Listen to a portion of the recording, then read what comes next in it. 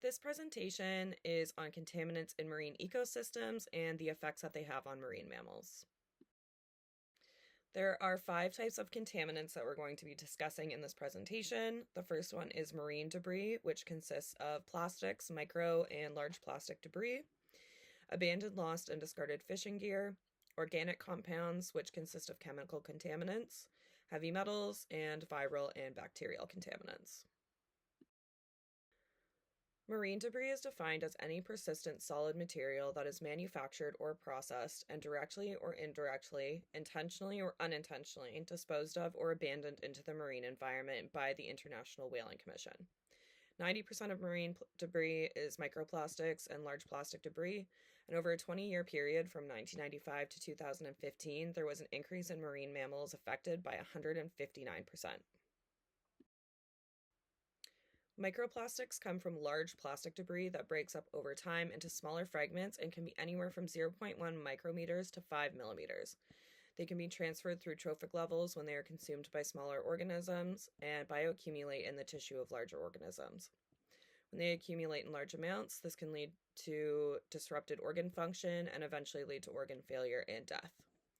Microorganisms can accumulate on the surface of microplastics, which increases the weight and allows them to infiltrate every level of the water column. Approximately half of all plastic is single-use plastic, which can end up in the ocean. Marine mammals ingest large debris when they confuse it with food. This plastic can build up in the digestive tract and cause false feelings of satiation, a reduction of fat stores, malnutrition, starvation, suffocation, and inevitably death. They can also get tangled in plastic debris, of which rates of this are highest in marine mammals as compared with any other marine biota.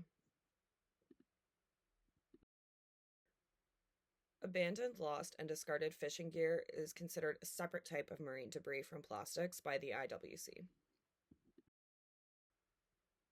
The most likely interaction that marine mammals will have with fishing gear is entanglement. 11% of strandings are caused by entanglement in fishing gear, and this can also cause suffocation and starvation if the fishing gear gets tangled around their necks or gets caught on rocky substrates or reefs, and then they can't come to the surface for air or feed.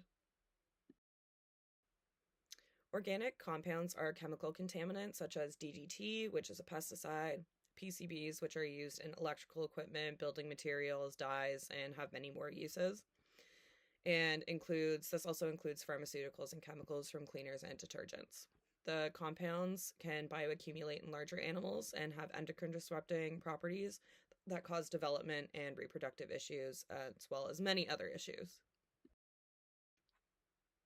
In 1999 and 2000, PCBs were predominant in surface sediments in the Scotian Shelf off the coast of Nova Scotia and exceeded environmental quality guidelines affecting marine mammals that live there or spend time there.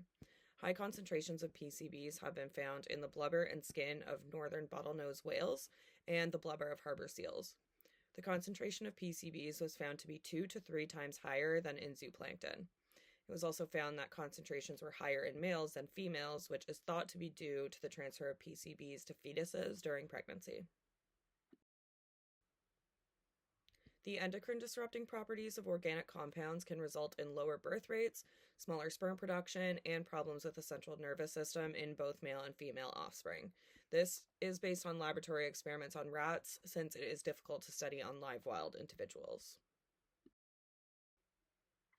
Heavy metals are a byproduct of human activities such as burning fossil fuels and mining.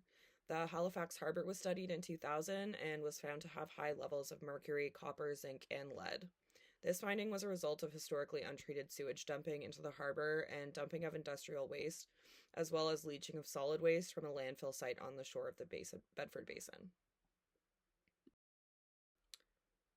Heavy metals can accumulate in sediments by coastal communities and near urban settings and are not degraded by biological or chemical means, and so they persist in the environment. They can bioaccumulate in high levels in tissues and depending on the lipid composition of the tissue and the heavy metal. Lead can accumulate in the bones, mercury in the liver, and in the chart below, at the bottom here, you can see that cadmium can accumulate in large amounts in the liver and kidneys of male bowhead whales.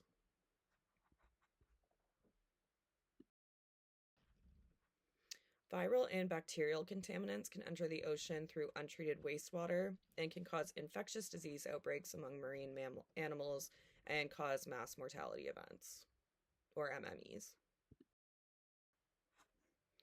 There have been 18 marine mammal species affected by infectious disease outbreaks as of 2020, which have been seen in pinnipeds, bottlenose dolphins, harbor seals, and striped dolphins.